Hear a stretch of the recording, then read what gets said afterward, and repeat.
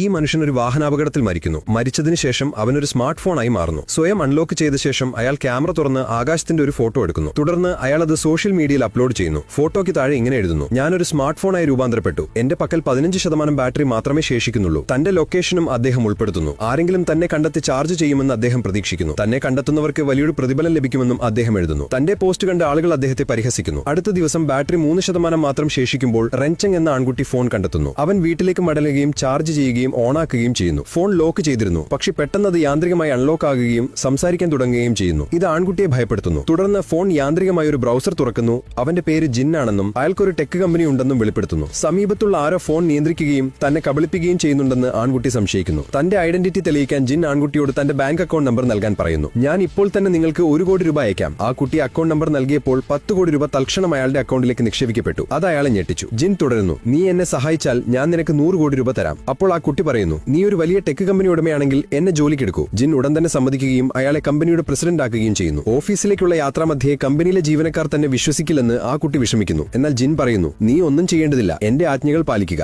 ആദ്യം കുറച്ച് പുതിയ വസ്ത്രങ്ങൾ വാങ്ങുക. ആ കുട്ടി 8 സ്യൂട്ടുകൾ വാങ്ങി ഒരു ആഡംബര ഹോട്ടലിൽ താമസിക്കുന്നു. ആ കുട്ടി ഓഫീസിലെത്തിയ ഉടനെ എല്ലാ ജീവനക്കാരും കുമ്പിട്ടവനെ സ്വാഗതം ചെയ്യുന്നു. ആ കുട്ടി ആദ്യം സ്വയം ശാന്തനായ ജീവനക്കാരോട് പറയുന്നു: എനിക്ക് ഈ കൃത്രിമത്വം ഇഷ്ടമല്ല. അപ്പോൾ ഒരു സ്ത്രീ ആൺകുട്ടിയോട് സ്വയം പരിചയപ്പെടുത്തി: ഞാൻ അഞ്ജു, നിങ്ങളുടെ സെക്രട്ടറി എന്ന് പറയുന്നു. ജോലി കഴിഞ്ഞ് ജിൻ ആൺകുട്ടിയോട് അവനെ തന്റെ പഴയ വീട്ടിലേക്ക് കൊണ്ടുപോകാൻ പറയുന്നു. ജിന്നിന് മകളെ കാണാൻ വേണ്ടി മാത്രമായിരുന്നു ആഗ്രഹം. കുട്ടി പോകാൻ തുടങ്ങിയപ്പോൾ വീട്ടുജോലിക്കാരൻ പുറത്തു വരികയും പരിഭ്രാന്തിയോടെ വാഹനം ഓടിക്കുകയും ചെയ്യുന്നു. അപകടത്തിന് പിന്നിൽ താനാണെന്ന് സംശയിച്ച് ജിൻ കുട്ടിയോട് വേലക്കാരനെ പിന്തുടരാൻ ആവശ്യപ്പെടുന്നു. തുടർന്ന് വേലക്കാരൻ ഒരു കഫേയിലേക്ക് പോകുന്നു. ആൺകുട്ടി അവനെ സമീപിക്കാൻ തുടങ്ങുന്നു. എന്നാൽ താൻ കാണാൻ വന്ന ആളെ കണ്ടപ്പോൾ അവൻ ഞെട്ടിപ്പോയി.